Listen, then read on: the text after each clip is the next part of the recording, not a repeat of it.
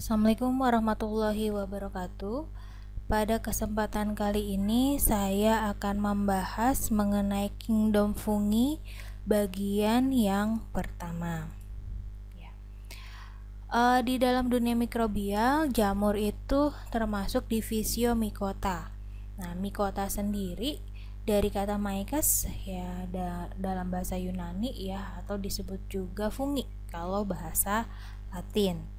Nah, dunia jamur atau fungi itu dibedakan menjadi 3 kelompok besar berdasarkan ukurannya. Yang kita tahu yang pertama itu adalah khamir atau yeast. Ya, khamir atau yeast bentuknya seperti ini. Ini adalah jamur yang uniseluler atau selnya satu. Ukurannya mikroskopik gitu ya, sangat kecil, dan umumnya itu hanya dapat diamati menggunakan mikroskop. Contohnya itu adalah Saccharomyces cerevisiae. Yang kedua, kelompok fungi itu adalah kapang atau mold. Nah, kapang atau mold itu adalah jamur yang berbentuk filamen. Filamen itu yang berbentuk benang seperti ini, dan kapang ini ditemukan pada tempe gitu ya. Jadi kalau misalnya kita makan tempe, itu sebenarnya tempe itu terdiri dari filamen jamur tempe, yaitu Rhizopus oryzae. Contoh lainnya itu adalah mukor, kemudian Absidia, Trichoderma, Neurospora, dan Phycomyces. Nah, Neurospora crassa itu adalah salah satu jamur untuk pembentuk oncom gitu ya. Jadi bedanya kalau khamir dan kapang itu, kalau khamir itu selnya itu tunggal, tapi kalau kapang dia bentuknya putih ya seperti ini. Ini adalah kapang atau jamur yang berbentuk filamen gitu ya, seperti ini. Ini stroberi yang sudah ditumbuhi jamur. Kelompok jamurnya itu adalah kapang atau mold. Yang ketiga itu adalah cendawan atau yang biasa kita sebut adalah mushroom. Cirinya apa sih kalau cendawan itu? Cirinya adalah dia jamur yang makroskopik atau besar. Jadi tubuh buahnya makroskopik, dan mayoritas kalau cendawan atau mushroom ini itu dapat diamati tanpa bantuan mikroskop, dan ada beberapa yang dapat dimakan. Contohnya ya ini ya, Pleuratus osteartus itu adalah jamur tiram, biasa ya kita makan. Kemudian ada lagi jamur merang, Volvariella volvaceae itu ya. Yang ini jamur merang. Kemudian yang suka kita makan juga nih ya, jamur kuping. Nah, jamur kuping Auricularia polytricha atau jamur shiitake. Jamur shiitake itu Lentinus. Nah, ini Lentinus edodes gitu ya, atau Ganoderma lucidum. Nah, atau ada juga Boletus edulis dan juga Auricularia polytricha dan Amanita muscaria. Jadi ini adalah jamur-jamur yang kategorinya adalah cendawan atau mushroom.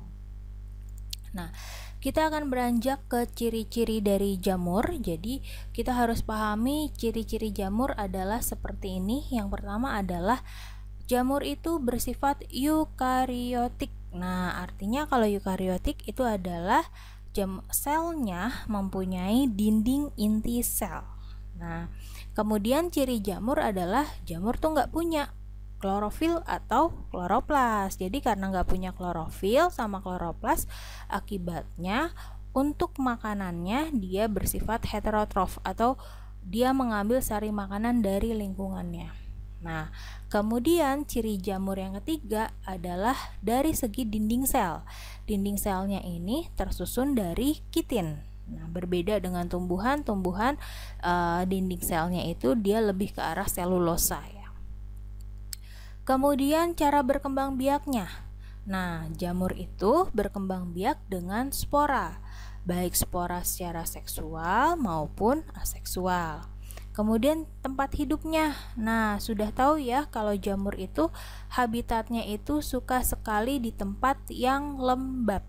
Nah, Kemudian ciri yang keenam adalah tubuh umumnya terdiri dari hifa atau filamen yang dapat membentuk anyaman hifa atau miselium. Ada pula yang miseliumnya berkembang membentuk tubuh buah. Jadi ini yang putih ini adalah si hifanya gitu ya. Nah, struktur tubuh dari jamur. Jadi tubuh jamur itu tersusun dari komponen dasar yang disebut dengan hifa. Jadi ini ya contoh dari tubuh jamur gitu ya. Ini hifa itu membentuk jaringan yang disebut miselium. Jadi hifa itu adalah benang-benang yang menyusun tubuh jamur. Jadi hifa dapat membentuk jaringan yang disebut miselium. Nah, miselium menyusun jalinan-jalinan semu, ada yang menjadi tubuh buah ya. Jadi ini adalah tubuh buah. Jadi kalau kalian makan jamur tiram, sebenarnya kalian memakan tubuh buah yang berisi miselium gitu ya. Nah, hifa adalah struktur menyerupai benang yang tersusun dari dinding berbentuk pipa. Kemudian dinding ini menyelubungi membran plasma dan sitoplasma hifa, dan sitoplasmanya mengandung organel eukariotik. Jadi intinya yang namanya tubuh dari jamur itu tersusun dari hifa. Berarti kalau kita makan jamur ya kita memakan tubuh buah dari si jamur, entah itu jamur tiram, kemudian jamur kuping, kemudian ada lagi jamur kancing. Itu sebenarnya ada hifa gitu ya, yang kita konsumsi. Jadi hifa kalau dilihat di bawah mikroskop dia berupa sel yang memanjang, bercabang-cabang gitu ya, terdiri atas sitoplasma dengan banyak inti. Jadi hifa ini dibagi dengan klasifikasi berdasarkan bentuknya ataupun fungsinya. Kalau bentuknya itu ada yang bersepta dan ada yang tidak bersepta. Kemudian kalau hifa berdasarkan fungsinya itu ada hifa vegetatif dan ada hifa fertil. Oke. Nah, di sini ada yang disebut dengan hifa yang bersepta. Jadi ada hifa yang bersepta, ada yang hifa tidak bersepta. Jadi kebanyakan hifa ini dibatasi oleh dinding melintang. Jadi ini ada pembatas di sini. Nah, pembatasnya ini yang disebut dengan septa. Nah, septa atau kalau satu disebut dengan septum gitu ya, kalau banyak disebut dengan septa. Septa mempunyai pori-pori. Nah, di sini ada pori-pori ya, pori-pori besar yang cukup untuk dilewati ribosom. Jadi karena ada pori-pori ini, ribosom bisa lewat, mitokondria juga bisa lewat, dan kadangkala inti sel yang mengalir dari sel ke sel gitu ya. Jadi di sini sebagai celah untuk transportasi. Nah, hifa yang tidak bersepta atau hifa senositik, ini struktur hifa senositik ini dihasilkan oleh pembelahan inti sel berkali-kali yang tidak diikuti dengan pembelahan sitoplasma. Nah, hifa pada jamur yang bersifat parasit biasanya mengalami modifikasi menjadi haustoria. Itu yang merupakan organ penyerap makanan dari substrat. Nah, haustoria ini dapat menembus jaringan substrat. Nah, kemudian ada pembagian lagi, ada hifa vegetatif dan juga ada hifa fertil. Jadi hifa ini ada yang muncul ke permukaan dan juga ada yang menembus media gitu atau menembus inangnya. Kalau yang muncul ke atas itu yang disebut dengan hifa fertil. Jadi ada yang muncul ke atas itu adalah hifa fertil. Nah, hifa fertil ini itu fungsinya itu adalah untuk membentuk bagian reproduksi.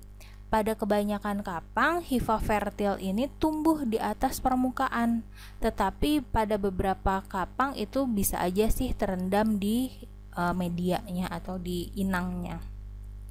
Oke. Tapi kalau misalnya hifa vegetatif, nah hifa vegetatif ini biasanya dia menembus inangnya atau menembus media pertumbuhan. Nah, karena kalau hifa vegetatif ini fungsinya untuk menyerap makanan dari substrat. Karena tadi sudah disinggung ya, kalau misalnya jamur ini dia sifatnya heterotrof ya. Jadi dia mengambil makanan dari lingkungan. Nah, badan vegetatif jamur yang tersusun dari filamen-filamen disebut talus. Nah, penyerapan nutrien terjadi pada permukaan miselium. Jadi di sini ada dua jenis hifa ya, yang tumbuh ke atas disebut dengan hifa fertil, yang tumbuh ke bawah atau dia akan masuk ke media pertumbuhan ataupun ke inangnya itu adalah hifa vegetatif atau hifa tumbuh. Nah, selanjutnya kita akan bahas mengenai faktor-faktor yang mempengaruhi pertumbuhan fungi. Ada 6 faktor yang mempengaruhi pertumbuhan dari fungi. Yang pertama itu adalah nutrisi, kemudian air, udara, pH, temperatur, dan cahaya. Kita akan bahas satu per satu. Yang pertama kita akan bahas nutrisi dulu. Jadi nutrisi ini penting ya untuk pertumbuhan fungi.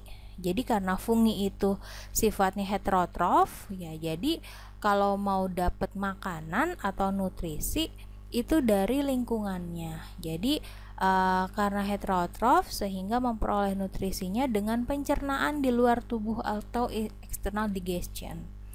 Nah, jadi si fungi ini sebenarnya dia bisa mensekresikan enzim hidrolitik dan asam.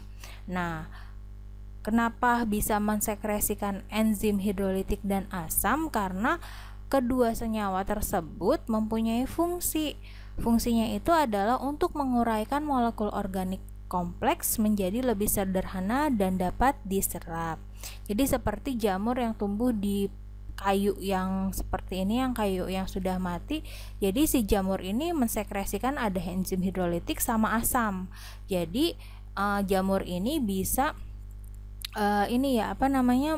mengurai molekul organik yang kompleks nih di kayu ini sehingga lebih sederhana, jadi bisa diserap sama jamur. Jadi jamur itu bisa hidup. Nah, jadi memang fungi ini penting ya bagi kesejahteraan ekosistem darat karena memang sifat dari fungi ini itu memecah bahan organik dan mendaur ulang nutrisi yang penting gitu ya.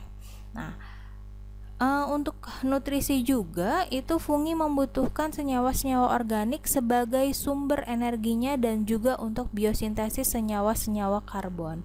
Jadi berdasar hal tersebut fungi juga disebut sebagai kemoheterotrof sebagai hewan dan sebagian besar bakteri. Nah, yang pertama nutrisi yang paling penting itu adalah ada sumber karbon. Nah, sumber karbon ini bisa dari macam-macam gitu ya. Fungi ini menyerap molekul organik sederhana terlarut misalnya dari monosakarida, asam amino, dan senyawa organik lainnya. Nah, fungi ini menyerap molekul organik itu melewati dinding dan membran sel. Jadi, hampir segala bentuk senyawa organik alami itu bisa dimanfaatkan sebagai sumber karbon bagi si fungi. Dan kalau sumber karbon ini memang fungsinya itu untuk penyuplai energi gitu ya bagi si fungi. Nah, pada beberapa kasus fungi memperoleh nutrien terlarutnya dari pemecahan senyawa polimer kompleks yang dilakukan oleh enzim ekstraselulernya atau enzimnya namanya depolimerase. Selanjutnya, nutrisi yang dibutuhkan juga adalah ada sumber nitrogen, sumber fosfor, dan sumber nutrien lainnya.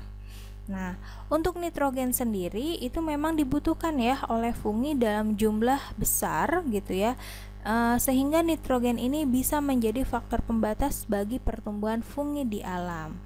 Nah, mayoritas ya fungi itu bisa memakai asam amino untuk sumber nitrogennya. Jadi kalau misalnya diberikan sumber protein saja ya, misalnya limbah pengolahan ikan, kemudian limbah tahu atau ya itu, jadi itu sebenarnya masih ada proteinnya. Nah, jamur bisa hidup tuh di situ karena tinggi protein, karena fungi itu bisa memanfaatkan asam amino gitu ya. Nah, fungi itu tidak mampu menambat nitrogen dari udara seperti halnya bakteri, tapi mereka itu bisa memakai nitrogen dalam bentuk lainnya, misalnya amonium atau bentuk nitrat. Nah, Sebagian besar fungi mampu menggunakan amonium sebagai sumber tunggal nitrogennya.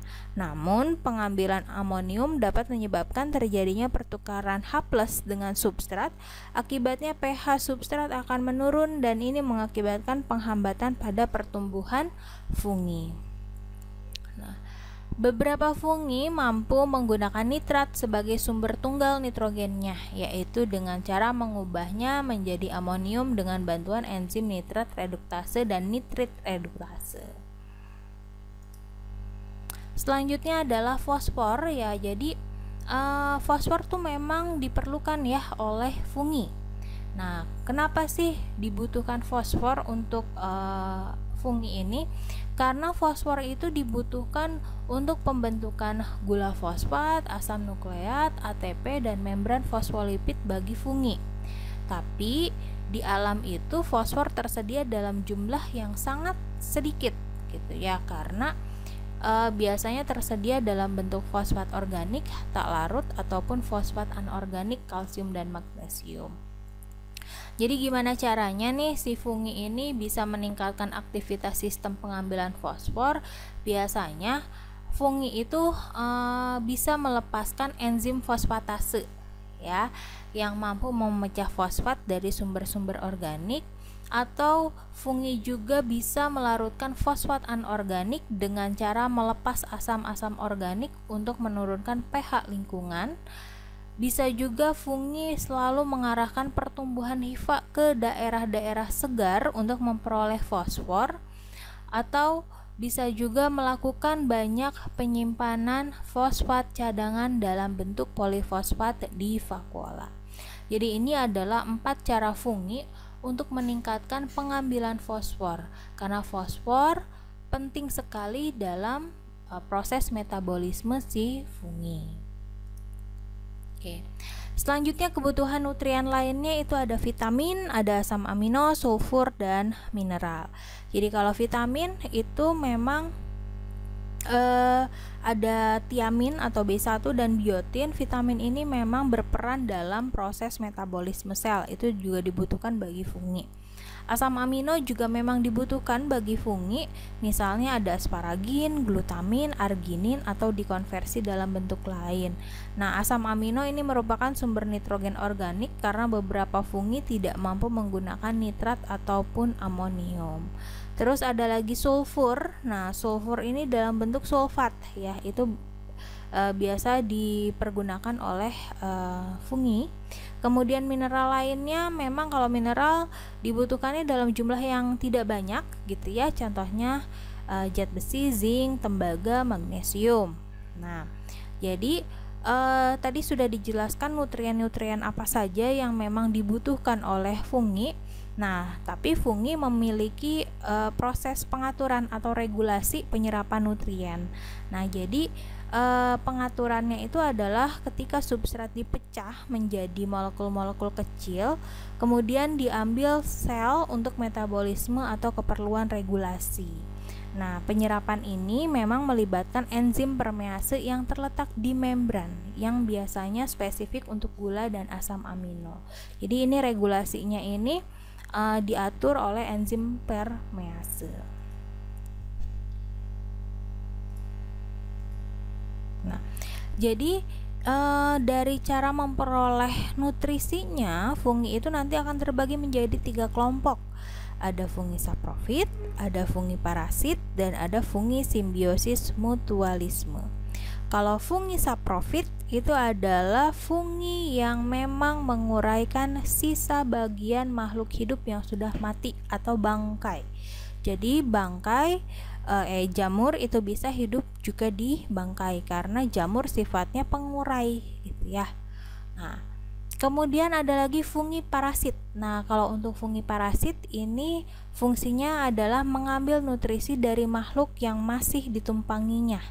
Nah, ada beberapa juga berupa patogen. Jadi namanya juga parasit, dia nebeng gitu ya. Dia mengambil nutrisi dari makhluk yang ditumpanginya. Ada juga fungi simbiosis mutualisme. Fungi simbiosis mutualisme ini menyerap nutrisi dari inang tetapi juga menguntungkan inangnya. Nah, ini nanti akan saya jelaskan di slide selanjutnya. Nah, tadi saya sudah jelaskan ada yang disebut dengan fungi saprofit ya, atau dia bersifat saprofit. Nah, dia saprofit karena dia bersifat sebagai dekomposer. Jadi dia mendekomposisi atau dia membusukkan gitu ya, pembusuk gitu. Nah, dalam ekosistem ini kalau fungi saprofit ini dia memiliki fungsi. Jadi yang pertama adalah menguraikan daun yang gugur, ranting, batang kayu atau hewan yang sudah mati gitu ya. Nah, setelah menguraikan, nanti nutrisinya itu akan dikembalikan ke dalam tanah.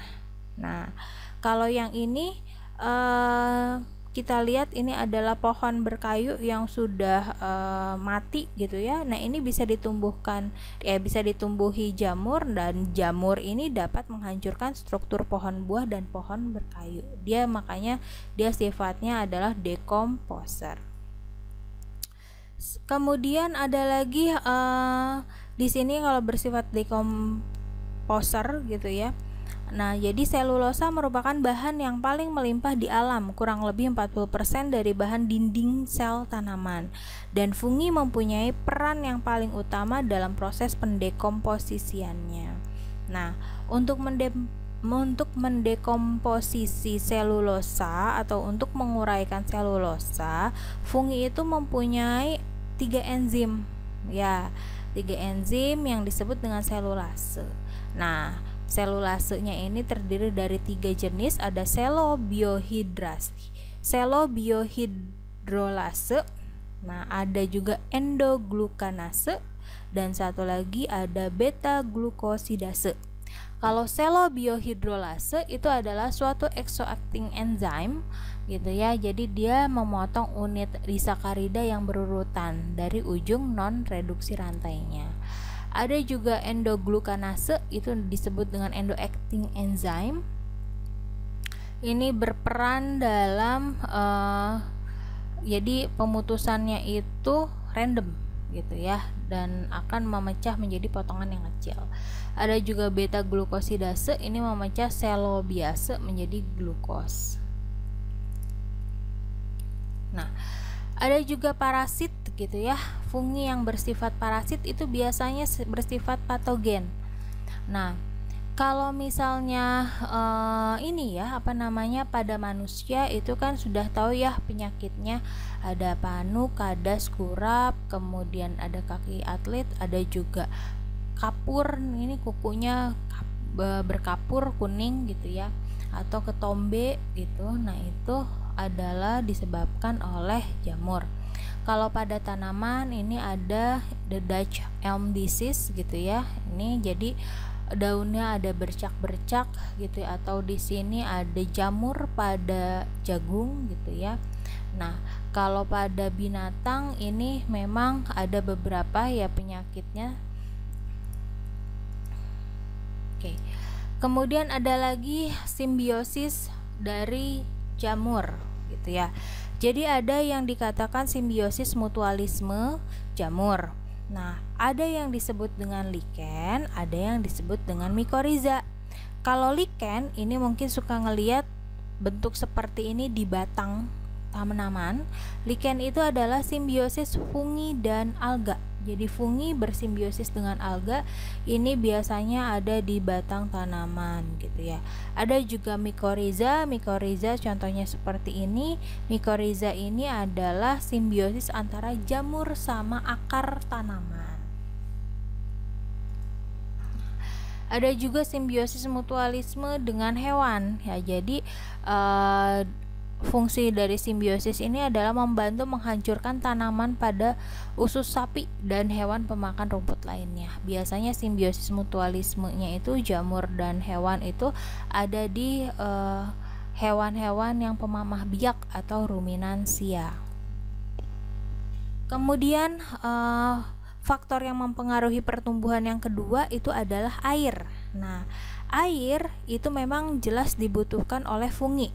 Karena fungsi dari air ini adalah untuk keperluan difusi nutrien ke dalam sel, kemudian untuk membantu melepas enzim-enzim ekstraseluler dan untuk memelihara sitoplasma. Nah, walaupun air tersedia di alam, tapi tidak semua bisa digunakan karena air ini terikat oleh kekuatan eksternal dan disebut dengan potensial air, gitu ya.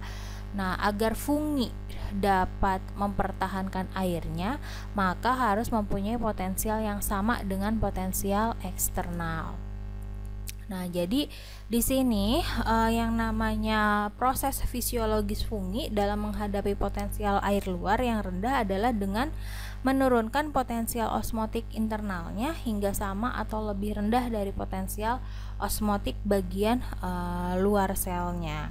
Nah, banyak fungi mempunyai kemampuan toleransi yang tinggi terhadap kekurangan air, gitu ya. Nah,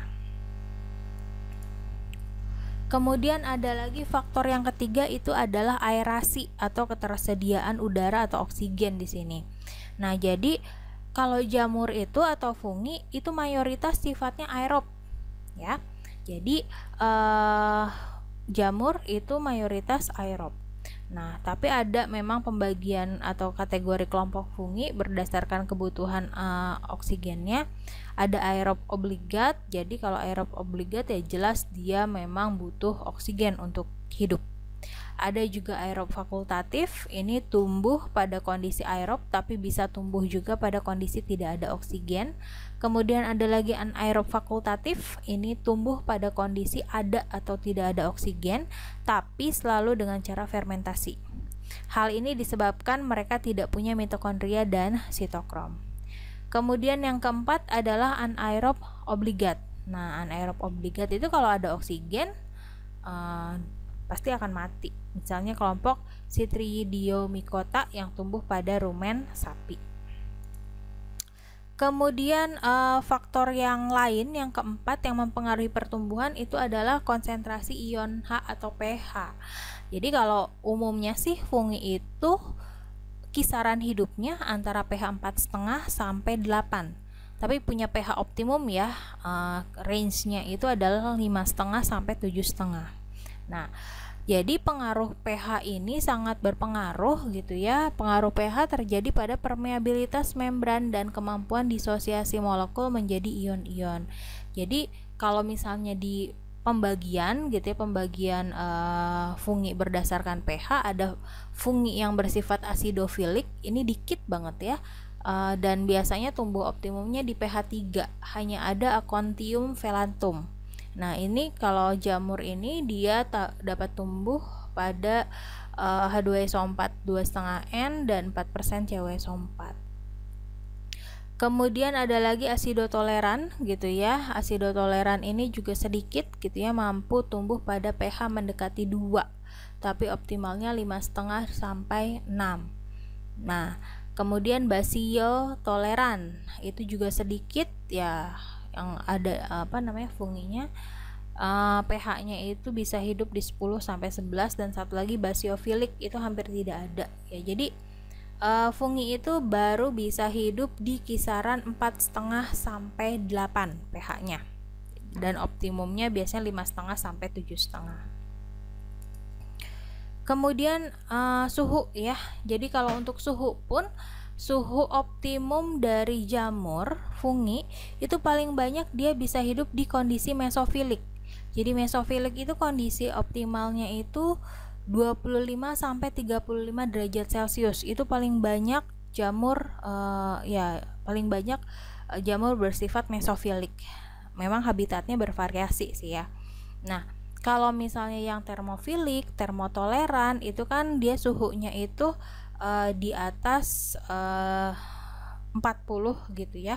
Itu memang sedikit, karena memang kalau yang termofilik dan termotoleran itu banyaknya itu jamur yang fungsinya itu untuk pengomposan gitu ya, atau di tanah kering juga ada sih jamurnya, tapi memang jamur tersebut kategorinya termofilik dan termotoleran. Kalau di suhu rendah gitu ya, psikotoleran atau psikrofilik itu juga sedikit jamur yang ada dalam kondisi seperti itu. Jadi fungi pada kondisi dingin gitu ya, atau di salju juga sedikit ya. Jadi paling banyak fungi itu hidup dalam kondisi optimumnya itu di 25 hingga 35 derajat Celcius. Oke. Kemudian ada lagi cahaya. Nah, untuk pertumbuhan itu kalau ada cahaya tampak dengan panjang gelombang 380 sampai 720 nanometer memiliki efek yang kecil pada pertumbuhan fungi. Jadi cahaya dapat menghambat perpanjangan ujung hifa. Nah, jadi makanya yang namanya jamur itu suka banget hidup di tempat yang minim akan cahaya gitu ya. Karena memang cahaya bisa menghambat perpanjangan ujung hifa. Pembentukan tubuh buah Basidiomycota dipengaruhi oleh cahaya dan jumlah CO2 yang rendah. Kebalikannya, cahaya dapat meningkatkan efek pada reproduksi atau diferensiasi fungi. Nah, kemudian kalau ada radiasi ya, radiasi UV itu di panjang gelombang 200 sampai 300 nanometer, ini akan mempengaruhi reseptor yang mengandung flavin. Nah, untuk sporulasi, banyak fungi tak terpengaruh oleh cahaya dan beberapa bereaksi terhadap UV, itu contohnya Alternaria sp dan mampu menginduksi sporulasi. Oke, sekian pemaparan saya mengenai mikologi bagian pertama. Terima kasih atas perhatiannya. Assalamualaikum warahmatullahi wabarakatuh.